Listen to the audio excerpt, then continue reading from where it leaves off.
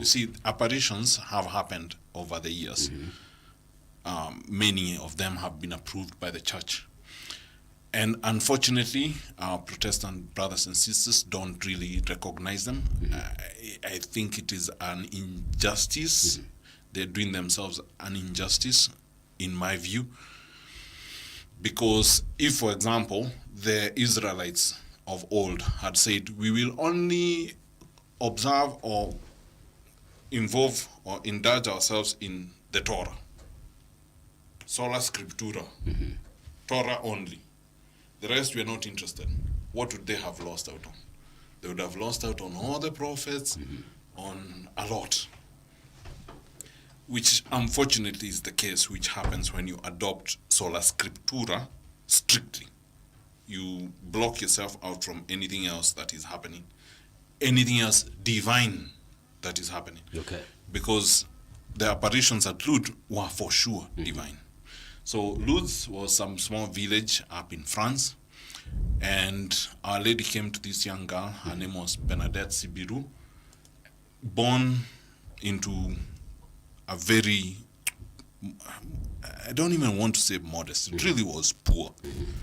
The lifestyle they lived was very lowly, and oddly enough, many a times when Our Lady is appearing, she chooses many like those. Okay. Those of lowly births, simple villagers living out there very pious lives, because they don't have the distraction of too much wealth, so to speak, or something like that.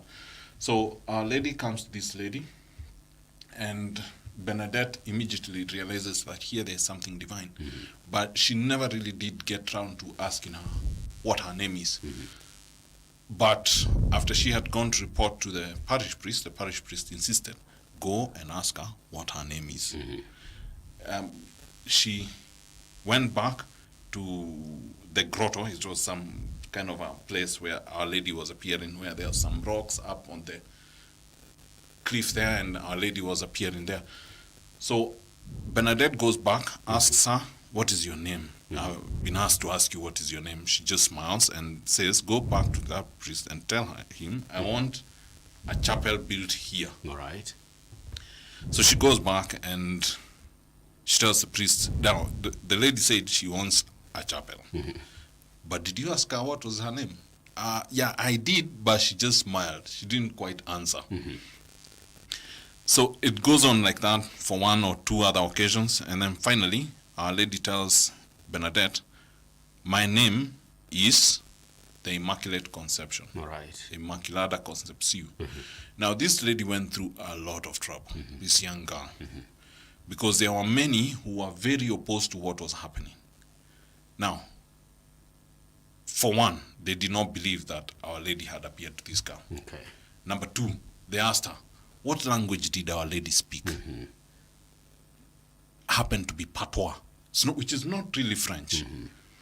You know, in our day, it would be like if Our Lady appeared somewhere in Kawangware, and then we ask, what language did she speak? And then it'd be Lombotov. You know, that can be a very, very big obstacle to even me included. To really actually believe that but this is exactly what was happening. They couldn't. She's speaking patois. There's no way. Our Lady does not speak patois. No. And she suffered greatly because of this. And finally, I mean, people started to be won over. Some never did, especially like the police commissioner. He was always opposed. And oddly enough, one of the things that Our Lady had said, I want processions. You know, like the procession that we were just discussing of the Ark of the Covenant. Yes. Going into Jerusalem. I want processions of people coming here. So oddly enough, people came with candles, they lit candles. Okay? Individually. Mtu anakuja kivyake and light a candle and you go in that place. Then the police commissioner came and removed all of them and took them to his police station.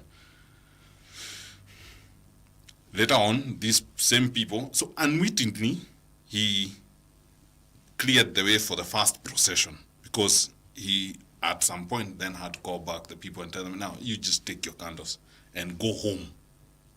But these people took their candles and went back to the grotto, the place where Our Lady had been appearing. So the long and short of it is, here we get the confirmation of this dogma, which oddly enough had been promulgated 4 years earlier, of the Immaculate Conception, but which had been a raging debate, had even pitted the Dominicans against the Franciscans on this particular issue, as to how really can we tell if Our Lady was immaculately conceived. So she herself came in and confirmed it. I am the Immaculate Conception. And from there was no further doubt. Her feast was set December, I think 8th? December 8th. And was happily ever after. At least as far as the dogma of the Immaculate Conception is concerned. All right. Fair enough. I don't know if you want to add something, Ralph? No. Actually, I was laughing because the way Our Lady appeared 4 years after the dogma of the Immaculate Conception was declared, and there was still this raging debates. Sounds very much like a mother would do. She comes, she settles this, and then she says, "Nani sisisikie mtu akinena tena." All right.